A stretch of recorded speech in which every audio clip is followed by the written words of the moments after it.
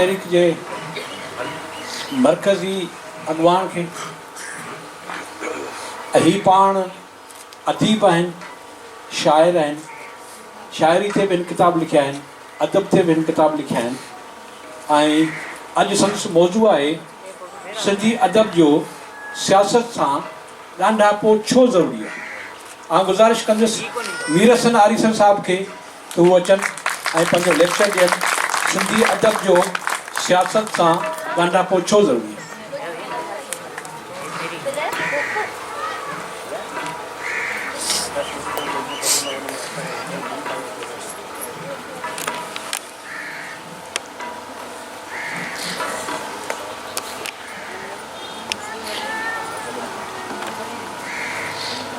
Mic लियो न जो mic पूछ सकते हैं माइक देख सकते करना ना दे दे ओ ही ना ना ओके पानी ये पानी चोरी करे पानी हमारा खणी में भाई बोल बोल बोल ओ बाजर बाजर का माइक है स्विच ऐड कर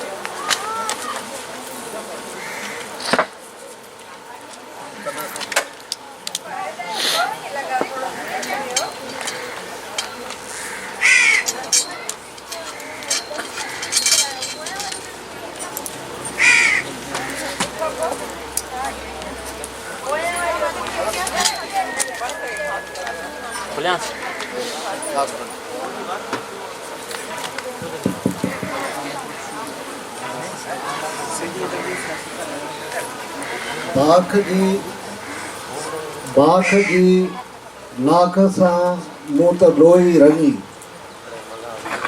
बाख जी लाख सां मूं त लोई रंगी, ॻोठ ॻाल्हियूं कयूं था मिलन मेहणा,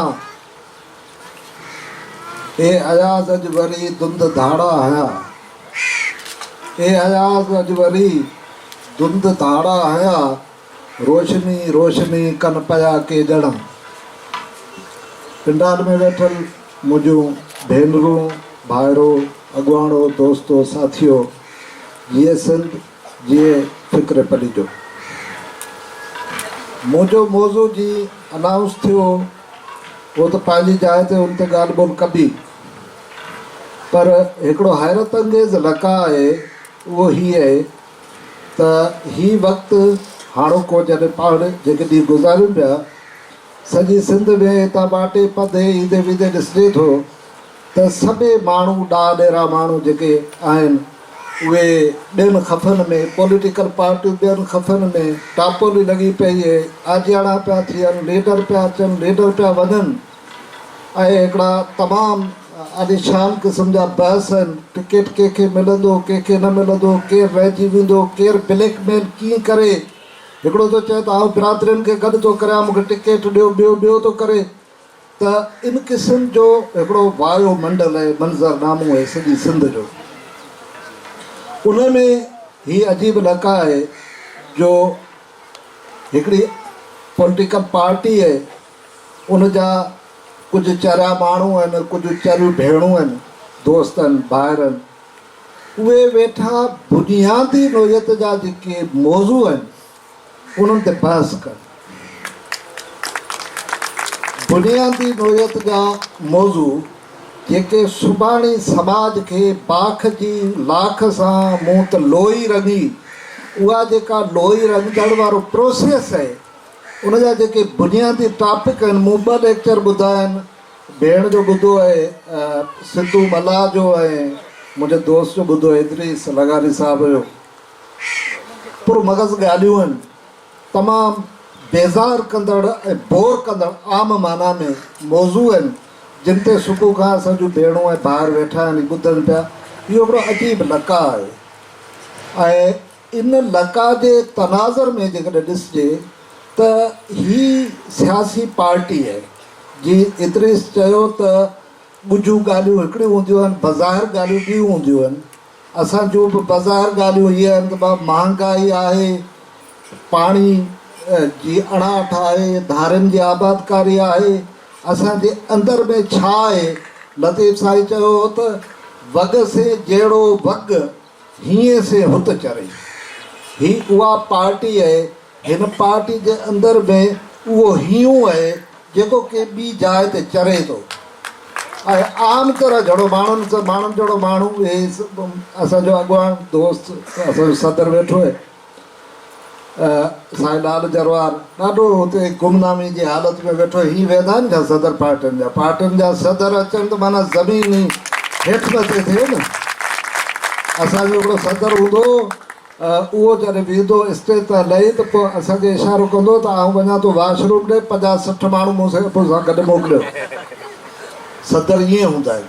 हीअ अजीब पार्टी आहे। हिन पार्टी जा अजीब हिकिड़ा पूरो इसरार क़िस्म जा मौज़ू आहिनि। उन्हनि मां हिकिड़ो मौज़ू इहो बि आहे त सियासत जो अदब सां ॻांढापो छो ज़रूरी आहे। हाणे इन में का अरबी फ़ारसी त आहे कोन त भई अदब जो सियासत सां ॻांढापो ज़रूरी त आहे, पर हाणे उहो ज़रूरी केतिरियूं ई शयूं हूंदियूं आहिनि जेके थींदियूं आहिनि, ऐं केतिरियूं ज़रूरी शयूं रहिजी वेंदियूं आहिनि थियण खां, थी न सघंदियूं आहिनि। ग़ालिब चयो त हज़ारे ख्वाहिशें ऐसी कि हर ख्वाहिश पे दम निकले, बहुत निकले मेरे अरमा फिर भी कुछ तो कम निकले। त अहिड़ा मौज़ू, अहिड़ियूं ख्वाहिशूं, अहिड़ियूं ज़रूरतूं इलाही हूंदियूं आहिनि जेके पूरियूं न थी सघंदियूं आहिनि। ज़रूरत हिन ॻाल्हि जी आहे त अदब जो सियासत सां ॻांढापो हुजे। के ज़माने में हुजे थो, गहरो हुजे थो, वेझो हुजे थो, पोइ वरी हिकिड़ो ॿियो ज़मानो अचे थो जंहिंमें सवेल आउं जीअं पातसि पंडाल में त अधी ॻायो पे कलाम, ओ ॾात धणी ओ ॾात धणी तूं की यार विकामी वे। त ॾात धणनि जा बि अजीब करिश्मा आहिनि, कॾहिं गॾ ते, कॾहिं घोड़े ते, कॾहिं मन माकोड़ी, कॾहिं केर शीन। ॾात धणी उहा मख़लूक आहे जेका घटि मुस्तक़िल मिज़ाजी सां धरती ते पेर रखी बीहंदी आहे। हू नित नए नमूने सां सोचींदा आहिनि। पोइ कॾहिं हींअर उन्हनि जो दिलचस्प तरीन जेको मौज़ू आहे, फेसबुक ते बि त ॾात धणी था लिखनि न, उन्हनि जो मौज़ू इहो आहे त बाबा हुकूमत कंहिंजी ईंदी। नवाज़ शरीफ़ खटंदो, ज़रदारी जेको उनजे ख़िलाफ़ु माज़ पियो ठाहे उहो थींदो, ॿियो थींदो। हीउ जेको असांजो वॾेरो टापरू वेठो आहे इहो खटंदो, इनजे साम्हूं ॿियो थो अचे उहो खटंदो। सॼो बहस इहो आहे, अदीबनि जो बहस इहो। त कॾहिं ईअं था कनि, कॾहिं वरी ॾिसो त डूंगर बढ़िया बीठा आहिनि, नज़म पिया लिखनि, गीत पिया लिखनि। इद्रीस सही चयो त अरब में इहा रीत हुई, इहा इद्रीस पाण वटि बि हुई।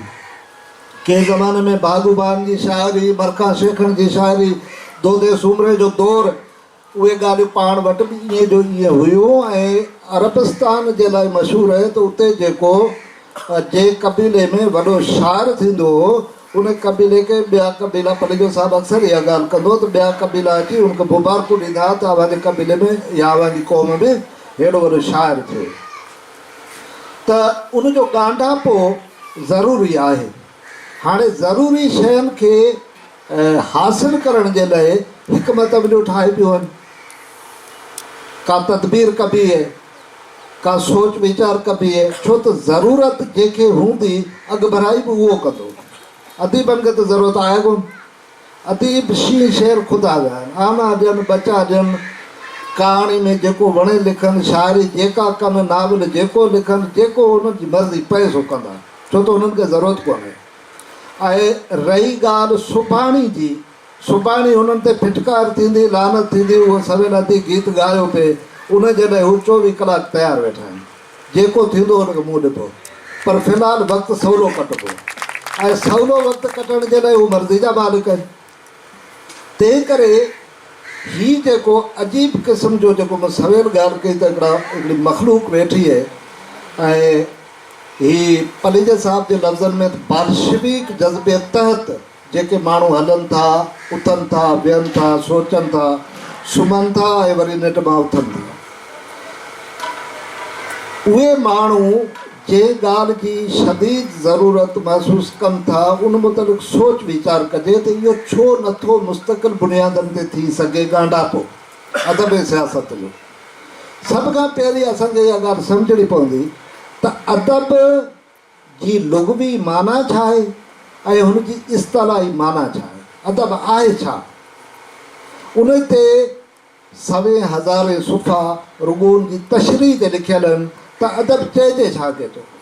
फ़नून लतीफ़ा यूनान में ॿियो 5-6 शयूं हुते यूनान में फ़नून लतीफ़ा जो हिसो आहे, जंहिंमें तक़रीर बि आहे। असां वटि तक़रीर फ़नून लतीफ़ा जो हिसो कोन्हे, पर हिते जेको फ़नून लतीफ़ा जो जेके शयूं हिसो आहिनि उन में हिकिड़ो वॾे में वॾो जेको आहे उन में सब्जेक्ट सो आहे अदब। अदब लफ़्ज़ अरबी जो आहे ऐं अदब जी लुग़वी माना आहे तदबीर करणु। अदब जी लुग़वी माना आहे सॾणु,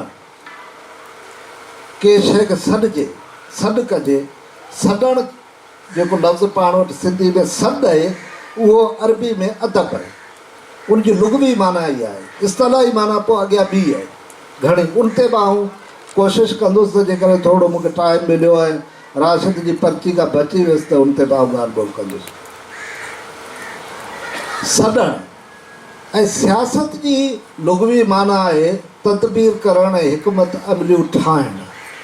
सियासत बि अरबी लफ़्ज़ जो आहे, सफ़ूफ़ मां चवनि था त निकितल हुनजो पोइ इश्तकाक कनि था, पोइ हुनजी माना कढनि था जेके लुग़त जा माहिर आहिनि। उहे चवनि था त सियासत जी लुग़वी माना आहे तदबीर करणु या हिकमत अमली ठाहिणु। हाणे हिकमत अमली ठाहे बि छाजे लाइ, तदबीर छाजे लाइ कबी, कंदो केरु, इहो बुनियादी सुवालु। उहो कंदो सियासत जो इल्मु, तदबीर कंदो सियासत जो इल्मु, हिकमत अमली ठाहींदो सियासत जो इल्मु। ठाहींदो छाजे लाइ, उन जा क़िस्म मुख़्तलिफ़ आहिनि। मिसाल, हिकिड़े माण्हू जो मक़सदु आहे ठगी करणु, फुर करणु, इस्तेसाल करणु, बदमाशी करणु। उहो कीअं कंदो? उहो ज़ाहिर सियासत में वेही कंदो न, तदबीर कंदो, हिकमत अमली ठाहींदो त पोइ त कुझु थींदो न। सवेल खां वठी ॻाल्हि पई थिए त हिते रुॻो हिकिड़ो मिसाल पाण वठो, हिकिड़ी पॉलिटिकल पार्टी जो। हिकिड़ी पॉलिटिकल पार्टी, आउं नालो नथो वठां, तव्हां सुञाणिजो ऐं पोइ मूंखे ॿुधाए छॾिजो त कहिड़ी पार्टी उहा थी सघे थी। शेख आज़ाद जो हिकिड़ो बंदि आहे हिकिड़े ग़ज़ल जो त मूं चयो जिंदड़ी तो चयो सिंधड़ी, मूं चयो जिंदड़ी तो चयो सिंधड़ी, तो परोली सली तो परोली सली। आउं परोली थो ॾियां त हिकिड़ी पार्टी आहे, फ़र्ज़ु करियो उन पहिरें ॾींहं खां वठी अॼु खां 7-8 धारे उन हिकिड़ो करतब कयो त माण्हुनि खे मुनज़िम कबो। उन में 10 माण्हू अदीब दानिश्वर सभई माण्हू उन में शामिलु कबा ऐं पोइ हिकिड़ी तनज़ीम कबी, तनज़ीम साज़ी कबी, उन ऑर्गनाइज़ कबो माण्हुनि खे। उनजो सदर, जनरल सेक्रेटरी, ॿिया उहे सभु कबा। ॿिए मरहले में छा कबो, जो समूरा फोरू तबिके जा जेके मोतबर माण्हू आहिनि, नाले वारा माण्हू आहिनि, उन्हनि खे उन में शामिलु करे टिकेट ॾिबा। पोइ उन्हनि खां इलेक्शन खटराइबी। पोइ छा थींदो, हू जेके मुनज़िम थिया आहिनि माण्हू, उन्हनि जो ऐं हुननि जो पाण में ॻाढापो पैदा थियणु न ॾिबो। हू अलॻि पंहिंजो कमु कंदा, तनज़ीम अलॻि कंदी कमु, ऐं हुननि जी जेका पार्लियामेंट आहे जेका सिट, उहा अलॻि पंहिंजो कमु कंदी। पोइ ईअं कयूं, उन पार्टी जो इहो कारवार ईअं हलियो। पोइ ॿियो मरहलो आयो, टियों मरहलो आयो ऐं अॼु हाणे चवनि था त उहे सॾनि था माण्हुनि खे। असांजे ॻोठ में अचे थो हींअर हिननि जो चेयरमैन आहे उन पार्टी जो, उहो सुभाणे परी उते अचे थो मिठी में। सो 5-6 ॾींहं थिया आहिनि त ज़ात वॾेरो परेशान आहे, पगर में शिल लॻो पियो त माण्हू कीअं गॾु थींदा। हाणे हिकिड़ो मुंहिंजो यूसी जो चेयरमैन दोस्त आहे, उन मूंखे ॿुधायो मूं मिस्किन ते 5 बसूं रखियूं आहिनि। मुंहिंजो त अञा 5-4 साल पिया आहिनि, तेसीं पाण अलाह अलाह जो रसूल कंदो, पाण हिन मां पार थी पवंदासीं, तूं ॾेई छॾ उन्हनि खे 5 बसूं। यानी हू परेशान आहिनि इन करे जो माण्हुनि सां उन्हनि जो तालुक़ु कोन्हे। हुननि जो तालुक़ु इलेक्टोरियल जेको हुननि जो हो सिस्टम उन सां, ऐं उन ते कमु रखियलु हो त तव्हां माल रोड़ियो, माल पटियो, माल खायो ऐं पोइ तदबीर करियो त ईंदड़ इलेक्शन में वरी कीअं माण्हुनि खे बेवकूफ़ ठाहिजे, वरी कीअं वोट वठिजनि, वरी कीअं कजे। त इहा बि तदबीर आहे, इहा बि हिकमत अमली आहे। ऐं इन तदबीर ऐं हिकमत अमली खे बि सॾु खपे थो, सॾु थो खपे, यानी अदब थो खपे। ही बजा तीर बजा छा आहे? शाइरी आहे न। फुटे जा दुश्मन ॻोल्हे ॻोल्हे मारींदासीं, शाइरी आहे। हालांकि हाणे ॻोल्हण जी का ज़रूरत कोन्हे, सभु हिकिड़ी जाइ ते गॾिया वेठा आहिनि, पर आहे शाइरी। ॿियूं अहिड़ी जाम शाइरियूं आहिनि, ॿिया रुॻो भुटे मिश्री जी ॻाल्हि कोन्हे, ॿिया बि जेके जीअं इद्रीस जे तबिके ॾांहुं इशारो कयो, उन तबिके सॼे जे माण्हुनि ते शाइरियूं थियल आहिनि। असांजा अदीब एॾा उस्ताद आहिनि। हिकिड़ो लाड़ जो अदीब हो वॾो तमामु, उहो शाइर हो। पोइ हू छा कंदो, जेके वॾेरा जतोई साहिबु, मुमताज़ साहिबु, अहिड़ा माण्हू हूंदा, उन्हनि खे पंहिंजे पीउ जे नाले नज़म लिखी ॾींदो। पोइ उहो फ्रेम कराए पंहिंजे बंगले में रखंदो, उन शाइर खे पैसा ॾींदो। ऐं पोइ वरी हिते जॾहिं ईंदो वापसि, तॾहिं चवंदो त जंग जंग जंग आहे मुंहिंजी तोसां जंग आहे, पलीत पेर कर परे धरती मुंहिंजो नंग आहे। शाइर ईअं बि थिया आहिनि दुनिया में। त सियासत खे जॾहिं प्रोपगंडा खपंदी आहे, जॾहिं उन्हनि खे पंहिंजे ठग सियासत खे बि जॾहिं खपंदी आहे प्रोपगंडा करण जे लाइ फन खपंदो आहे, त हू सॾु कंदा आहिनि अदब खे। पोइ अदीब बि मुख़्तलिफ़ क़िस्मनि जा थींदा आहिनि, पोइ हुननि सां गॾु बीहंदा आहिनि ऐं हुननि जो कमु कंदा आहिनि। हींअर रोज़ानी फेसबुक ते तव्हां पढ़ी ॾिसो, सिधी या अणसिधी रीत तमामु वॾी अक्सरियत, अदीब सभु नथो चवां, तमामु अदीब असांजो हीउ बि आहे अशरफ चांडियो, हिन खां वधीक वॾो शाइर केरु आहे? बाकमाल शाइर। अहिड़ा असांजा ॿिया इलाही हूंदा जेके उन्हनि अदीबनि में शुमार नथा थियनि, जेके सॼो ॾींहुं हींअर ठग माण्हुनि जी तदबीर ऐं हिकमत अमली जो हिसो आहिनि। के सिधा आहिनि, के वरी पोइ हितां हुतां वेड़े सेड़े ॻाल्हि कंदासीं। हाणे ॻाल्हि इहा आहे त पंहिंजो नवाज़ शरीफ़ उन शरीयत बिल आंदो, उन फलाणो कयो फलाणो कयो, ऐं हू MQM सां ठा थो करे। हू ॿी ॻाल्हि ॿियो पासो एड्रेस ई कोन कंदा, हिकिड़े पासे खे खणंदा जुज़वी तरह, उहो उनजो पासो सही आहे। MQM ख़राबु आहे, नवाज़ लीग ठीकु कोन्हे, GDA कोन्हे, त पोइ छा सही आहे इहा ॻाल्हि कोन कबी, इहा ॻाल्हि हज़फ़ करे वञिबी। ॻाल्हि जो मतिलबु थियो त के सिधी रीत हिमायत कनि था ऐं के अणसिधी रीत हिमायत कनि था, फोरू ऐं इस्तेसाली इक़्तिदारी दुर जी। अदीब ईअं छो था कनि, उन जा इलाही सबब आहिनि, करे ॿी निशस्त में हम त ॻाल्हाईंदासीं। ॿी जेका सियासत आहे उहा आहे माण्हुनि सां जुड़ियल, सॼी दुनिया में थी, रुॻो पाण कोन आहियूं। हिकिड़ो वियतनाम जो अदीब आहे, उनजो नालो आहे आनर डिक। तव्हां सभिनी दोस्तनि हुनजो मशहूरु नावल आहे वीरनि जी वसंती, जेको रशीद भट्टी जो तर्जुमो कयल आहे, उहो पाण सभिनी स्टडी सर्कल्स में पढ़ियो हूंदो, तमामु आलीशान नावल आहे। उन माण्हू जूं यादगिरियूं से छपियूं आहिनि आनर डिक जूं। ऐं आनर डिक वियतनाम जो उहो अदीब हो जेको प्रैक्टिकली सियासत सां वाबस्ता हो, प्रैक्टिकली अमली सियासत सां एतिरी सही उहो उनजो तालुक़ हो। उहो थो लिखे त जॾहिं तमामु जापानी फ़ौजूं ऐं ॿिया जेके वियतनाम ते क़ाबिज़ घणा हुआ, उन्हनि में उते जा वॾेरा बि हुआ, ॿियूं शयूं बि हुयूं, उहे जॾहिं ॿिया बहस छेड़ींदा त कुझु माण्हू वेही बुनियादी जेके इनकलाबी मसइला हूंदा हुआ उन्हनि ते बहस मुबाहिसो कंदा, उन ते ॻाल्हि ॿोल कंदा हुआ। उर्दू जो हिकिड़ो शहर आहे त ये जो नज़र आते हैं दो चार दीवाने लोग, इनमें भी सारे होते हैं साहिब इसरार लोग। त माण्हू साहिब इसरार बि थींदा आहिनि ऐं दीवाना बि थींदा आहिनि। हिकिड़ी राय इहा आहे त दुनिया खे तब्दील दीवानगी कयो आहे। अलामा इक़बाल बि चयो आहे त इश्क की अकुल की गुथिया सुलझा चुका हूँ मैं, या रब मुझे आने जुनू कर दे। माना करे करे जुनून घुरबल हूंदो आहे त उहो ॿ तरफ़ो हूंदो आहे। हिकिड़ो त जेका तदबीर कंदड़ हिकमत अमली ठाहींदड़ धुर आहे जेको शोबो आहे उनखे बि खपंदो जुनून। हीउ जुनून आहे त असां हिकिड़ो ॾींहुं पंहिंजे रत में रेटो झंडो उबताईं झूलींदो साथी, अहिड़ो ॾींहुं बि ईंदो साथी, अहिड़ो ॾींहुं बि ईंदो। इहो यकीनी तरह कयल ॻाल्हि आहे, इहो जुनून आहे। उहो जुनून जंहिंजी इक़बाल ॻाल्हि थो करे त असांखे माण्हू दीवाना चवनि, चरिया चवनि, जेको चए, पर उहो ॾींहुं ईंदो ज़रूरु। इन ते फतवा आहे, उहो ॾींहुं ज़रूरु ईंदो। हाणे उहो ॾींहुं ज़रूरु ईंदो। इन वियनि तहत जेके माण्हू वेही पंहिंजो हिकमत जो ठाहिनि था ऐं पंहिंजी तदबीर कनि था, उहे बि सियासी पार्टियूं आहिनि, सियासी माण्हू आहिनि। सॼी दुनिया में पाण जहिड़ा माण्हू जाम हूंदा। ॿियनि दुनिया जे ॿियनि मुल्कनि में बि इनकलाबी पार्टियूं हूंदियूं, अवामी तहरीक वांगुरु कमु कंदियूं हूंदियूं।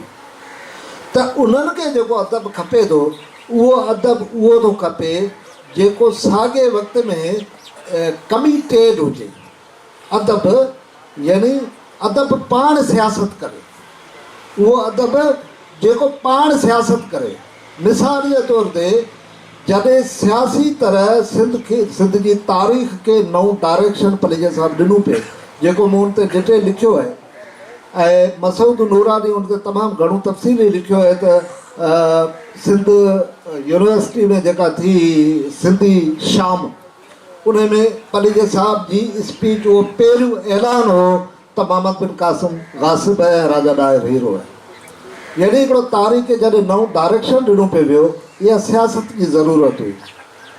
सिंध जी सही समत में हलंदड़ पोरत दोस्त ऐं वतन दोस्त सियासत जी इहा ज़रूरत हुई त तारीख़ खे पंहिंजो सचो डायरेक्शन ॾिजे। जॾहिं पलीजे साहब उहो पियो ॾिनो, तॾहिं ख़ुदि अदब सियासत करणु कीअं शुरू कई, उन ज़माने खे थोरो ॾिसिजे। मिसाल सिराज मेमण जा नाविल आहिनि। सिराज मेमण जा नाविल जॾहिं पाण पढ़ूं था, तॾहिं उहे नाविल ख़ुदि पाण खे सियासत कंदे नज़र था अचनि। पढ़ा दो सोई सॾु, मरण मूं से आओ, या आगा सलीम जो नाविल ऊंदाई धरती रोशन हथ, पाण खे पंहिंजी माज़ी सां जोड़ींदे नज़र थो अचे। उहा माज़ी जेका जदोजहद, ईमान ऐं ज़मीर जे बुनियाद ते असांजी जरकंदड़ माज़ी आहे, उन माज़ी सां जोड़े थो उहो नाविल असांखे। मोइन जो दड़ो हिते पियो आहे, इहा नाविल अली बाबा जो, उहो असांखे माण्हुनि सां कीअं थो जोड़े। उन दौर जूं स्टोरीज़, नाविल ऐं शाइरी जी त छा ॻाल्हि कजे। शाइरी त तमामु ॼमी मुक़ाबिलो थी करे उन दौर जी शाइरी। त अदब जॾहिं बज़ार ते ख़ुदि सियासत करणु लॻे थो, तॾहिं उनजो ॻांढापो गहरो थिए थो। ऐं पोइ सिंधी अदब ऐं सियासत जो उहो ॻांढापो, जंहिंमें सभ जा सभु वॾा ऐं नाले वारा अदीब सियासी कारकुन बि हुआ, सभु तक़रीबन उहे सियासी कारकुन बि हुआ। को कंहिंसां हुयो, को कंहिंसां हुयो, पर उहे वतन जे पासे हुआ ऐं सेक्युलर सोच रखंदड़ हुआ। 70 जी इलेक्शन खां पोइ उहो ॻांढापो टुटे थो। उन ॻांढापे टुटण जो वाहिद सबबु ज़ुल्फ़कार अली भुट्टे जी ठगी सां भरपूर सियासी नेरेटिव हो। 2 नंबरी 2 नंबरी ॻाल्हि हुन मरिया त जेका कॾहिं बि 1 नंबरी ॻाल्हि हुन न कई। कंहिं माण्हू चयो त ज़ियाउल हक़ क़ुर पढ़ण खां सवाइ कॾहिं बि कूड़ कोन ॻाल्हायो। थी भुट्टे साहिब खे अलाह बिश्त नसीब करे, हुन का बि ॻाल्हि दिलि सां न कई। दिलि हुन वटि हुई कोन, हुन वटि रुॻो दिमाग़ु हो, उन ते हू हलियो। भुट्टे साहिब जी जेका 2 नंबर सियासत हुई, उन में सोशलिज़म जी ॻाल्हि थियल हुई। ऐं हिकिड़ो हिलाले वतन रिसालो ते ज़माने में ही कढंदा, उनजो मुतालियो कजे थो, उनजा फ़ाइल पढ़जनि था त ख़बर थी पए त तॾहिं भुट्टो साहिबु 70 जी इलेक्शन खां अॻे जेका तक़रीर कंदो, उन में जीए सिंध चई पोइ तक़रीर शुरू कंदो। जी हू क़ुर पढ़ी पोइ कंदो, ती ही जीए सिंध चई पोइ कंदो। 70 जी इलेक्शन खां पोइ भुट्टे साहिब खे अलाह साईं तौफ़ीक़ ॾिनी। ही सिंधी माण्हुनि खे ॻाल्हि सम्झाइण जी ज़रूरत आहे। फेसबुक ते जेके असांजा लेखक माण्हू आहिनि, पाण हेतिरा भाउर भेनरूं जेकॾहिं इहा तहरीक हलायूं त बाबा पाकिस्तान जी तारीख़ जो सभ खां पहिरियों या वाहिद अॼोके ॾींहुं ताईं पाकिस्तान जी तारीख़ जो वाहिद सिविलियन मार्शल एडमिनिस्ट्रेटर केरु हो? फौजी थिया मार्शल एडमिनिस्ट्रेटर। उहो माण्हू जेको सिविलियन बि हुजे ऐं मार्शल एडमिनिस्ट्रेटर बि हुजे उहो केरु आहे? ना रुगो सुवाल पुछूं पाण, रुगो सुवाल पुछूं त ख़बरूं ख़ैर जूं थी वेंदियूं। माण्हू हिननि जे अंग तां अॻिड़ी अञा तरीक़े सां माण्हुनि खईं कोन्हे। पाण रड़ियूं करियूं था, पाण चऊं था, पाण लिखूं था, पर अवामी सतह ते इन क़िस्म जा सवाल आया कोन्हनि। अचनि त हिननि खे छठी जी थञ यादि अची वञे, उहे आया कोन्हनि। तंहिं करे भुटे जी जेका 2 नंबर नैरेटिव हुई उन जो लाज़मी तरह नतीजो ई निकितो जो सिराज महमूद जहिड़ो वॾी यूनिट जे ख़िलाफ़ु पलीजे साहिब सां गॾु बीठल। पलीजे साहिब जो आख़िर ताईं दोस्त रहियो, पर तॾहिं अमली तरह पलीजे साहिब, सियासी तरह पलीजे साहिब सां गॾु बीठल माण्हू 70 खां पोइ तव्हांखे भुटे सां गॾु बीठल नज़र ईंदो। ऐं मुंहिंजो निहायती मोहसिन, मुंहिंजो तमामु महबूब तरीन माण्हू जंहिं ते मूं किताबु लिखियो उहो आहे साईं शमशीरुल हैदरी। वली यूनिट जे ज़माने में जेको पलीजे साहिब सां विख विख ते गॾु बीठल हो, उहो 70 खां पोइ तव्हांखे किथे किथे साइलेंटुनि जो रोल नज़र ईंदो ऐं किथे किथे प्रो भुट्टो रोल नज़र ईंदो।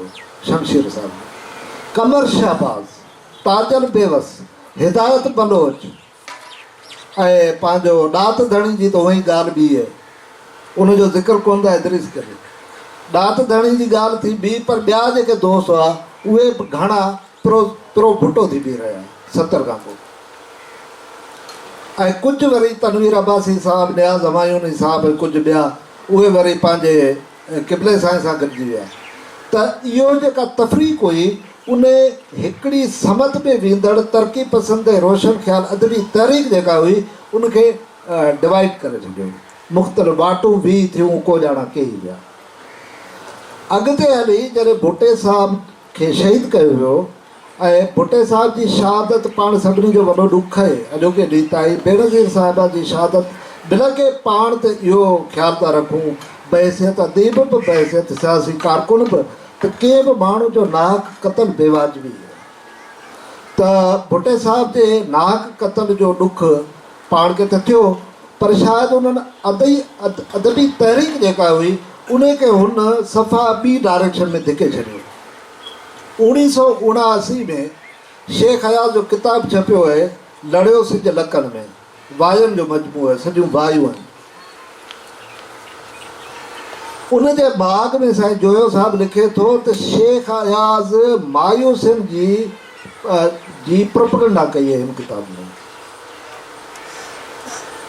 साईं जोए साहिबु जहिड़ो कमिटेड तरीन माण्हू थो लिखे त हिन किताब में शेख हयाज़ मायूसिन जो प्रचार कयो आहे। लिखे छा थो शेख हयाज़ जो हिकिड़ो आऊं शेयर तव्हां सां उन किताब मां शेयर थो कयां।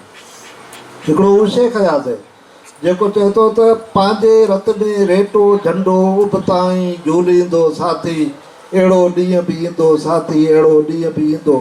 ऐं ॿी जाइ ते जॾहिं ज़िया अची वियो, भुट्टो साहिबु थी वियो, तॾहिं तो फरमाए त कंहिं देव जियां ॾेखाव ॾिनो, पुछियमि केरु, चयाईं ज़िंदगी, चयमि हाण बसि मां त थकिजी पियसि। ऐं पोइ उन किताब खे बुनियादु बणाए केतिरनि ई अदीबनि ॿिया किताब लिखिया। ऐं पलीजो साहिबु उन ज़माने में जेल में हो ऐं गालबन अदीकोट लखपत में हो 79-80 वारे ज़माने में। त उते रसाई घटि हुई, पर पाण चवंदो बि ऐं पाण लिखियो बि अथसि त जॾहिं हितां मुलाक़ात ते माण्हू वेंदा त उहे कुझु रिसाला, कुझु किताब, कुझु उन ज़माने जे हाल अहवाल ते मबनी अख़बारी कालम वग़ैरह खेसि ॾेई ईंदा। उन मां खेसि परूड़ पई त सिंधी अदब हाणे हिकिड़ी नई गुफ़ा में, हिकिड़े नए ब्लैक होल में वञे पियो ऐं सॼी अदबी तहरीक खे खयो पियो वञे। उन वक़्त में जेको किताबु लिखियो वियो उहो आहे संधी ज़ात हंजन। ऐं संधी ज़ात हंजन खे रुगो पाण बार बार पढ़ूं, जी नूरनामे खे ऐं अबुल हसन खे पढ़ंदा आहिनि बोले सगुराती, जे पाण हिन खे पढ़ूं त पंहिंजे लाइ इहो सुवालु सुलझाइणु तमामु सवलो थी पए त सियासत जो अदब सां मज़बूत ॻांढा पोछो ज़रूरी आहे। उन किताब जे माग में जोयो साहब तो लिखे त जीअं पंहिंजे दौर खां अॻु जे समूरनि दौरनि समेत पंहिंजे दौर जो अकेलो तर्जुमा लतीफ़ हो, ती ॿियो माण्हू हीउ आहे जेको पाण खां अॻूणनि समूरनि दौरनि समेत पंहिंजे दौर जो बि अकेलो तर्जुमान आहे, हुनजो नालो रसूल लजपत जो। पर छाकाणि त हीउ सियासतदान आहे, सियासत न करे आहे, सॼो टाइम हेॾा ॾिया, पोइ साईं बि टुकड़मबाज़ी कई आहे थोरी घणी, पर ख़ैर हुनजी फतवा वॾी आहे तमामु। जोए साहब जी फतवा तमामु वॾी आहे। असां जहिड़ो को माण्हू इहा ॻाल्हि करे त उनखे अदीब गोली हणंदे देरि न कनि, पर उहो जोयो साहब हो जेके इहा फतवा फबी वई त जीअं लतीफ़ साईं पाण खां अॻूणनि गुज़िरियल समूरनि दौरनि जो समेत पंहिंजे दौर जो अकेलो तर्जुमान हो, ती रसूल बख़्श पढ़ी जो बि पंहिंजी समूरी माज़ी जे दौरनि समेत पंहिंजे हमअसर दौर जो बि अकेलो तर्जुमान हो। तव्हां ज़ियाउल हक़ जे दौर में का बि तव्हांखे अदबी तहरीक नज़र न ईंदी। मुंशी तव्हांखे माठ में नज़र ईंदो, सर्वेच तव्हांखे माठ नज़र ईंदो, घणी ख़लक पंहिंजो अयाज़ साहब छासी ताईं कुझु कोन लिखियो, पोइ चई त अयाज़ खां पुछो तो हेॾो अरसो छो कोन लिखियो, चई त मूं माज़ी ऐं हाल जे विचां पुल पे ठाही, सो उन पुल पे ठाही। बाक़ी जेके अदीब तिन जा हाल पाण ॾिठासीं, ऐं उनखां पोइ वरी नओं वाह वरियो। उन नए वाह वरण खां पोइ बि हिन पार्टी जे बानी, रहबर, रहनुमा ऐं सिंध जे ॿिए वॾे जीनियस हज़ार बार कोशिशि कई त उन्हनि माण्हुनि सां ॻांढापो पैदा कजे, जेके लेखक आहिनि, जेके अदीब आहिनि। छाकाणि त अदब ऐं सियासत जी मूं चयो त हिकिड़ो तदबीर करणु ऐं हिकमत अमली ठाहिण जो शोबो आहे, ऐं ॿियो माण्हुनि खे सॾु करण जो, प्रोपगंडा करण जो शोबो आहे। अदब सभु तरफ़ी बाना में प्रोपगंडा जो वॾो ज़रियो रहियो आहे सदियुनि खां वठी। हुस्न खे जेके बयानु करिणो त अदब प्रोपगंडा थो करे। जॾहिं वार वरायई कॾहिं कराई, चंड चमको छॾियो छॾी बिजड़ियुनि वॾाई, भॻियूं भउ खाई वञी लिकियूं लॻ विच में, इहा प्रोपगंडा आहे। मज़हब जी प्रोपगंडा थो करे अदब, मज़हबी शयुनि जी, मज़हबी ॻाल्हियुनि जी, मज़हबी तसवरात जी प्रोपगंडा थो करे। ऐं साॻी तरह वरी सियासी प्रोपगंडा बि करे थो। हू जेका ठग सियासत आहे उनजी प्रोपगंडा बि करे थो, ऐं हीअ जेका हक़ीक़ी अवाम दोस्त, वतन दोस्त ऐं माण्हुनि जे तक़दीरनि खे तब्दील करण वारी सियासत आहे, हिन जी प्रोपगंडा करे थो। त हीअ जेको अदब प्रोपगंडा कंदड़ आहे, इन खे रुगो प्रोपगंडा कबी जेकी जी हू कंदा आहिनि, उन्हनि वटि फन न आहे, उन्हनि वटि रुगो प्रोपगंडा आहे। मालवी तुंग लिखियो हो अदब वारे मकाले में, जेको तर्जुमो शायदि पलीर साहिबु रशीद भट्टी कयो या पलीर साहिबु कयो, अदब ऐं फ़न जी अहमियत, इनकलाब में अदब ऐं फ़न जी अहमियत। उन किताब में लिखे थो मालवी तुंग त अदब खे पहिरीं अदब थियणो पवंदो, शाइरी खे पहिरीं शाइरी थियणो पवंदो, फ़न खे पहिरीं फ़न थियणो पवंदो, उनखां पोइ प्रोपगंडा उनखे करणी पवंदी। जेकॾहिं न त हू रुगो प्रोपगंडा जो हथियो थी पवंदो ऐं उनजो ज़रियो थी पवंदो, तंहिं करे रुगो नारो हूंदो, नारे में जान कोन हूंदी। पर हिते असां वटि बि नज़म अहिड़ा आया जेके पोइ अॻियां हली नारा बणिया, पर उन्हनि में फ़न वॾो आहे, उनमें माना वॾी आहे, उनमें लुत्फ़ वॾो आहे, उनमें तख़लीक़ी हिस वॾी आहे। मिसाल, असांजो हिकिड़ो अॻूणो दोस्त हो, अञा अलाह से हयाती ॾे उनखे, पर पार्टी में सरगर्म हूंदो, तंहिं ज़माने में हिकिड़ो नज़म लिखियो त मुशरफ बाज़ कर ऐलान ॾियणु खपे या पाकिस्तान, हुनजो वॾो नज़म हो। तारीख़ रिसाले में हुन ज़माने में असां शाइर कयो हो उन नज़म खे। त उनजो इहो जेको मथियूं बंदि हो, इहो नारो थी वियो। या हींअर हो अब्दुल करीम गदाई जो नज़म जेको जंग असांजी जारी रहंदी जेसीं राति अंधारी रहंदी, इहे नज़म आहिनि जेके अॻिते हली माण्हू क़ौमुनि जा ऐं पार्टियुनि जा ऐं इनकलाबी काफ़िलनि जा नारा बणिजी था। इहो नारो स्वाभाविक आहे ऐं फ़न जे दायरे अंदरि आहे। ॿिया अहिड़ा नारा बि आहिनि, बिजा तीर बजा, इन करे न जो पाण खे नापसंदि आहे, पर हू कंहिं बि दुनिया जे बाशऊर ऐं हसास ऐं आले दिलि माण्हू खे तव्हां ॿुधाईंदा, चवंदा त हीअ त नारो आहे, फलाणे जा दुश्मन ॻोल्हे ॻोल्हे मारींदासीं, हिन में शाइरी कहिड़ी आहे, अदब कहिड़ो आहे। तंहिं करे माज़ी तुम चयो त अदब खे पहिरीं अदब हुजणु खपे, फ़न खे पहिरीं फ़न थियणो पवंदो, उनखां पोइ प्रोपगंडा करे। त हिते असां वटि जेको अदब आहे, शाइरी आहे, कहाणी आहे, नावल आहे, उन खे लिखंदड़ माण्हू असां खां जी ज़ियाउल जे ज़माने खां पोइ टुटो, उन में कोशिशूं कयूं वयूं ऐं मुनज़्ज़म तरीक़े सां कोशिशूं कयूं वयूं। हिकिड़ो दौरु हो जॾहिं असां साईं इस्माइल हिते वेठो हूंदो त मूंखे करेक्ट कंदो त जॾहिं पतन डेवलपमेंट ऑर्गेनाइज़ेशन सां पंहिंजी वेझड़ाप हूंदी सरवर बारी सां, तारीख़ रिसाले जा ॾींहं हूंदा हुआ, त असां पंजाब में वञी लेफ्ट जे माण्हुनि खां इंटरव्यूज़ कया, अदीबनि खां। हिते असां मजीदी, मुंशी, सर्वेज, शमशीर, इमदाद सभिनी खां इंटरव्यूज़ कया ऐं ॿिनि क़िस्तनि में उहे इंटरव्यूज़ असां शाये कया। ॻाल्हि करण जो मक़सदु हीअ आहे त असां हर मुमकिन हद ताईं पलीजे साहिब जी रहनुमाई में सॼी पार्टी इहा कोशिशि वरिती पे, अॼोके ॾींहुं ताईं वठे पई त हीउ ॻांडापो जुड़े। छो त हिन ॻांडापे जुड़ण खां सवाइ राय आमा जोड़ण में मुश्किलात पेश अचे थी। ऐं इनकलाबी पार्टी जो कमु हीअ हूंदो आहे त हिकिड़ो त पंहिंजनि मोर्चनि जी सलामती जो ख़्यालु करे ऐं ॿियो दुश्मन जा मोर्चा कैप्चर करे, दुश्मन जा मोर्चा ठाहे। जंगी हिकमत अमली जो फ़न ऐं जेको फ़लसफ़ो हुयो इहा ॻाल्हि बि सम्झाए थो। हाणे उहो अदब जेकॾहिं असांजे दुश्मन जे मोर्चनि जो हथियो थियो वेठो आहे त असां कीअं न चाहींदासीं, अवामी तहरीक कीअं न चाहींदी त उहो असांजो थिए जीअं हुननि जो मोर्चो कैप्चर थी सघे, पर उहो ॾुखियो पियो थिए। उनजे लाइ आख़िर में मुंहिंजी चंद गुज़ारिशूं आहिनि, अगरि पॉसिबल जेके हिन मां हुजनि, साईं लाल नूर अहमद जी मौजूदगी जो फ़ाइदो वठंदे आउं रखां थो।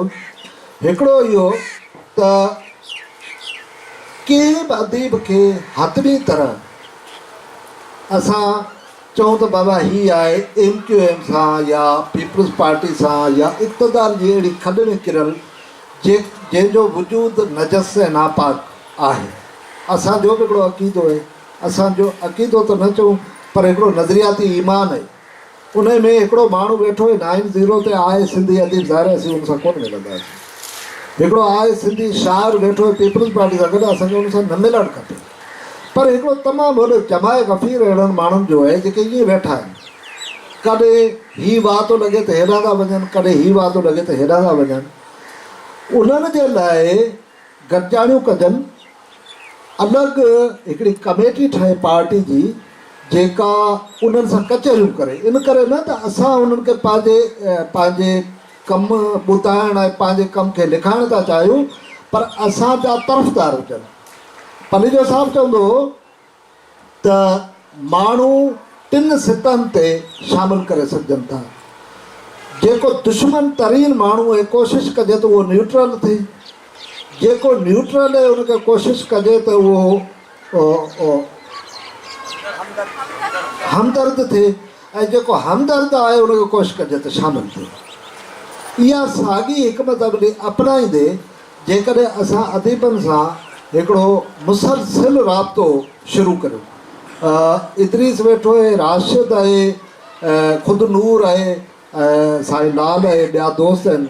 उन्हनि खे इन ते सोचणु खपे त अदीब जेके अणधुरा थिया वेठा आहिनि, जेके कल्ह मुमताज़ बुखारी असांजो दोस्त सखर जो आहे, उन लिखियो हो त अदब त सदाईं सियासत सां गॾु बीठल रहियो आहे, पर उन सां जेकॾहिं इन संदसि दावा ते वेही कचहरी कजे त मुंहिंजे ख़्याल में ॻाल्हि हुनजी बि वज़न घटि नज़र ईंदो। त अदब केतिरो सियासत सां गॾु बीठल नज़र अचे थो। उहा सियासत जेका निजात ॾींदड़ सियासत आहे, उहा सियासत जंहिंजॾहिं के शाइर चयो हो त ही गिटी जा दूर ताईं थी वञे, सा पिर जे नूर ताईं थी वञे, उन सियासत सां बीठल अदब केतिरो रहियो आहे। पाण हिकिड़े माण्हू खे जेकॾहिं ॻाल्हियुनि में खुटायूं त पोइ छा थींदो, जो जेको कटर मुखालिफ़ आहे सो न्यूट्रल थियण ते मजबूर थींदो, ऐं जेको न्यूट्रल आहे सो हमदर्द थियण ते मजबूर थींदो, ऐं जेको हमदर्द आहे सो शामिलु थी सघे थो। इहा हिकमत अमली जेकॾहिं पाण, छाकाणि त हिते जे फोरम ते वेठा आहियूं, इहा पॉलिटिकल पार्टी जो फोरम आहे, अवामी तहरीक जो फोरम आहे। अवामी तहरीक जहिड़ी पॉलिटिकल पार्टी यानी इनकलाबी तरीन पॉलिटिकल पार्टी जो फोरम आहे, उनखे तदबीर करणी पवंदी, उनखे हिकमत अमली ठाहिणी पवंदी त हिन ॻाल्हापे खे कीअं वधीक मज़बूत करे सघिजे थो। आख़िरी ॻाल्हि ऐं ख़ुशि आहिंदी ॻाल्हि मुंहिंजे ख़्याल में इहा आहे जो अवामी तहरीक में घणे अरसे खां पोइ हींअर लेखकनि जो तादादु वधियो आहे तमामु घणो।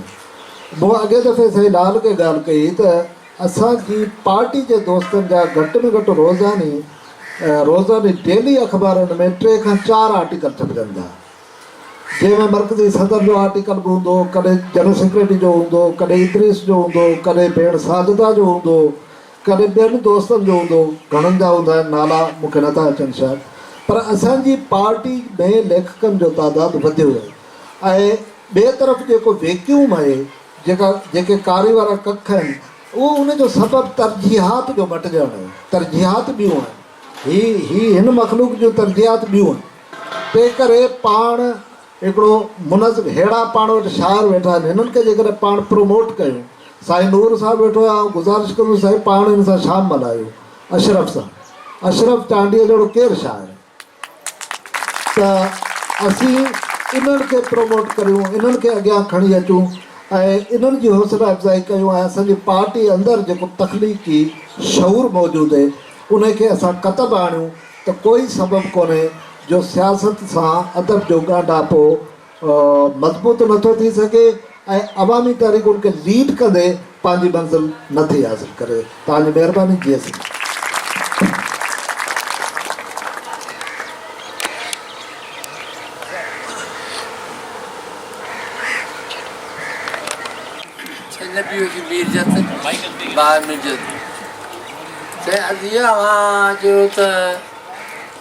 कुछ अरसे खां पोइ कुझु अरसे में शाइर जेके आहिनि से माठि थी विया, माना त या उन्हनि खे पैसो मिलियो आहे या जेल जो ख़ौफ़, इन जी वज़ाहत कयो। वज़ाहत ॿिनि मिसालनि सां कंदुसि। हिकिड़ो शाइर वॾो, हुनजो नालो मुंशी इब्राहिम, उहो भुटे जे दौर में जेल में रहियो, पलजे साहिब सां घणो वेझो हो ऐं साईं मीरजत साहब बि इहो मुंहिंजो जवाबु ध्यानु सां ॿुधिजो त उनजो हिकिड़ो शहर हो।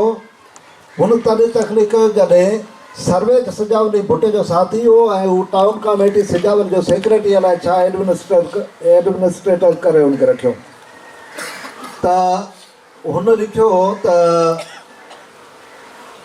जहिड़ो माण्हू तहिड़ो नाणू, हर को पंहिंजे अघु अॻाणू, जेको माण्हू कोन विकाणू सोई माण्हू मोती दाणू। इन क़िस्म जो हिकिड़ो वॾो नज़्म लिखियो ऐं उहो सर्वेच ते हो। ॿियो दौरु आयो जॾहिं ज़ियालक जे ज़माने में मीर भाइर जेके ॿई हुआ, अली अहमद ऐं रसूल इस्तालपुर, उहे ज़ियालक जा साथी हुआ, उनजा अहदेदार हुआ। मुंशी उन्हनि जो दोस्त हो, मुंशी थी वियो उन्हनि सां गॾु। ऐं पोइ हुन लिखियो सर्वेच त अड़े मीरनि जा माण्हू, तुंहिंजा कहिड़ा नाणा, तोखां वधि हुआ मेले में यार उठ विकाणा अंधा काणा। त ही हिकिड़ी विकिरे जी मंडी आहे, उन में जेको सियासी ईमानदार माण्हू न आहे, जेको नज़रियाती तरह पको ऐं सचो ऐं अहले दिलि इंसानु न आहे, उहो ईअं थींदो। हिकिड़ो दौरु मंझि में आयो, हुन में वेंदो, न त ॿिए में वेंदो, न त टे में वेंदो, किथे न किथे खपी वेंदो। ऐं सिंधी अदब जी तारीख़ सॼी ईअं रही आहे। असां वटि हिकिड़ो ॿियो अदीब महबूब रुकराव साईं सर महबूब रुकराव जो नंढो सुवालु आहे। तव्हां पंहिंजे ॻाल्हियुनि में चयो त ख़त जी माना हीअ आहे, पर लुग़वी माना ऐं इस्तलाही माना तव्हांखे ॿुधाईंदो आख़िर में, पर उहा कान ॿुधायो। इस्तलाही माना तामीर करणु, ठाहिणु, उहा शइ जेका मौजूदु न आहे उनखे ठाहिणो आहे। ऐं शेख अयाज़ जो रुख हिकिड़ो आहे शहर त पहिरियों लफ़्ज़ ख़ुदा जो कुन फयकून, शाइर मूसीकार मुसवर साॻियो जोश जुनून, इहो हुनजो इस्तलाही माना आहे अदब जी।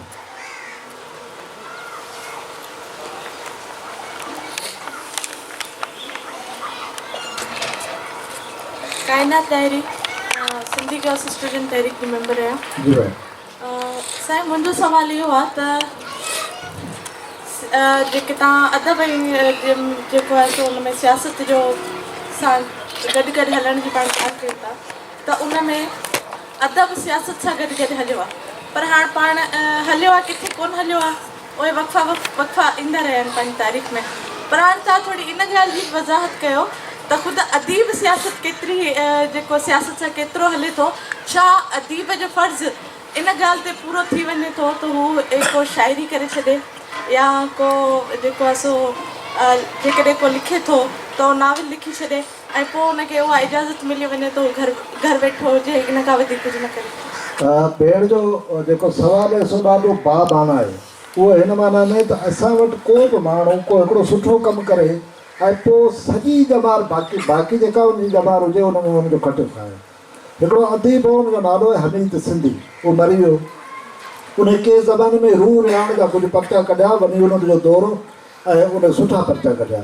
पोइ उहे 32 पर्चा कच्छ में खणी सॼी ॼमार हुन समूरा इदारा पेट में मरियात विधा ऐं जंहिं फोरम ते बीहंदो हुते चवंदो मूं साईं जॾहिं रूह रिहाण कढियो पोइ जॾहिं मूं हीअ करे सघां।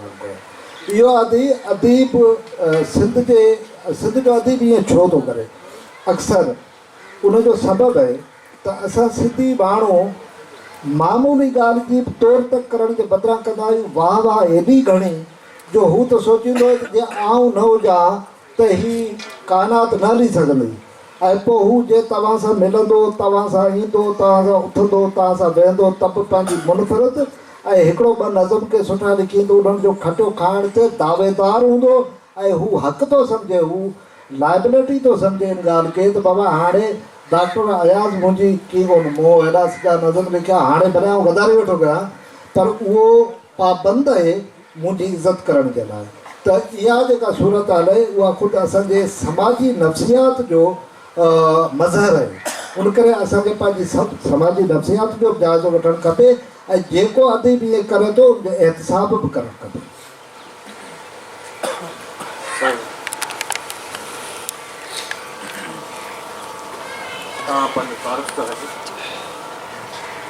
मंज़ूर सोलर सर, तव्हां ॿुधायो त सिंधी अदब जो जेको सियासत में जेको लाॻापो आहे एॾो ज़रूरी ऐं अहम आहे, त पोइ सिंधी अदीब या अदीब पॉलिटिकल पार्टीज़ खे ऐं पॉलिटिक्स खे ओन एॾो छो नथो करे, उनजा छा सबब आहे? मजबूरी तरह इहे आहे पर जुज़वी तरह इहे कोन्हे।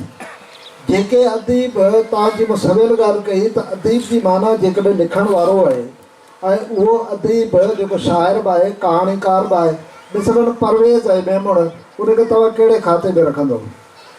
परवेज़ मेमण केॾो ज़बरदस्त कहाणीकार आहे, अॼु बि असांजी सेंट्रल कमेटी जो मेंबर आहे पीर सनी जे दौर में। इहे जेके असांजा ॿिया तमामु घणा दोस्त आहिनि जंहिंजा नाला आउं शायदि रहिजी वञा, विसरी वञा, तमामु घणा दोस्त आहिनि जेके मुस्तक़िल मिज़ाजी सां सियासी जदोजहद जो बि हिसो रहनि था, पर जेके नथा रहनि उन्हनि जा सबब ॻोल्हणा पवंदा। हाणे फ़र्ज़ु कयो हींअर सिंधी अदबी संगत हिकु थी आहे, सियासत इहा अदबी सियासत आहे हिकु थी आहे, उहा सुभाणे हू जेका अदबी संगत हुई उनजे ज़िद थियण खां पोइ असांखे वॾो सोनारी मौक़ियो आहे, असां हिकिड़ो आजियाणो ॾियूं। फ़र्ज़ु कयो अवामी तारीख़ उन्हनि जा जेके लीडर आहिनि 5, 8, 7, 10 उन्हनि खे विहारे उन्हनि सां हिकिड़ो डायलॉग रखे ऐं उन ते ॻाल्हि ॿोल करे त अछा कारा छड़ी पट पवंदा। हिकिड़ो लतीफ़ो ॿुधाईंदा आहिनि त के माण्हू जा वार अछा हुआ, कुझु कारा हुआ, नाई खां पुछीनि मुंहिंजा अछा केतिरा आहिनि वार कारा, मथे में अची थोरी देरि बीह त तो ख़बर पइजी वेंदी, रुॻो हेठि किरनि। त हीअ सभु पधरी ॻाल्हि थी पवंदी, रुॻो पाण थोरो पेशरफ़्त शुरू कयूं ऐं इनफ़रादी सित ते बि इनकलाबी कारकुन जो इहो फ़र्ज़ु थो थिए त उहो हिकु हिकु शइ ते नज़र रखे त कहिड़ो माण्हू अमल कहिड़ो पियो करे ऐं ॻाल्हि कहिड़ी पियो करे, त पोइ मुंहिंजे ख़्याल में तव्हांजे सुवाल जे जवाब जे तरफ़ पाण वधी सघंदासीं। सवाल जवाब जो सिलसिलो पूरो थियो, पर मुंहिंजो सवाल हिकिड़ो आहे, उहो पोइ पाण करे वठंदासीं, पोइ पाण न साम्हूं मुंहिंजो सवाल इहो आहे त माना जेको सिंध जे अदब जी जेका तारीख़ हिस्ट्री तव्हां ॿुधाई उन में हिकिड़ा माण्हू अहिड़ा ॿुधाया जेके बीठल हुया, हिकिड़ा माण्हू जेके आहिनि से उहे वेही विया। हींअर मौजूदा दौर में जीअं मिसाल असांजो घणो नओं नसुल बि वेठो आहे ऐं जेके हिकिड़ा त पुराणा माण्हू उन्हनि जो सॼो अदब पढ़ियलु हूंदो। मौजूदा दौर में तव्हां असांजे नौजवाननि खे कहिड़नि अदीबनि जूं कहाणियूं, शाइरी या अफ़सानो रिकमेंड कंदो? हींअर ज़ाहिर तव्हां अदीब त तव्हां अदब पढ़ंदा हूंदो, सम्झंदा हूंदो त ही असांजे कम जो नुक़्ते नज़र खे वेझो आहे, हिन शाइर जा किताब वठणु खपनि, हिन कहाणीकार जूं कहाणियूं पढ़णु खपनि, हिन अफ़साने निगार जो अफ़सानो पढ़णु खपे। मौजूदा दौर में तव्हां हिनखे नए नसुल खे त सभु पढ़णु खपे। पलेजा साहिब जी हिकिड़ी ॻाल्हि मूंखे यादि थी अचे। पलेजा साहिब चयो त मूं घणो करे सॼो उहो मवादु पढ़ियो जंहिंसां मुंहिंजो को तालुक़ु ई कोन हो, जेको मुंहिंजे कम जो कोन हो।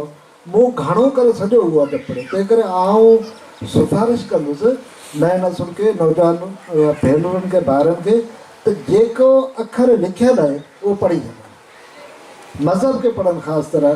छो त हींअर आउं ऐं नूर साहिब किथे ॿाहिरि हुआसीं, सो वियासीं पिया पंधु इलाही थका हुआसीं, कचहरी कंदा पिया वियासीं, त इहा ॻाल्हि हली त अक़ीदनि जी ॻाल्हि हली। त नूर साहिब मूंखे चयो त पलेजा साहिब जी हिकिड़ी पाण ते वॾी महिरबानी आहे। मुंहिंजो कहिड़ी थी घणियुनि ॻाल्हियुनि मां पाण खे आज़ादु करे वियो। हाणे छुटा पिया आहियूं, हाणे छुटा इन करे पिया आहियूं जो उहो ॻाल्हियूं ॿुधियूंसीं, पढ़ियूंसीं। त मज़हब खे तक़रीबन घणो पढ़िजे, फ़लसफ़े खे पढ़िजे, कहाणियूं, अफ़साना, नाविल, शाइरियूं सभु कुझु पढ़िजे, ऐं उहो बि पढ़िजे जेको पंहिंजो बाज़ारि कम जो कोन्हे, उनखे पढ़िजे। Thank you very much.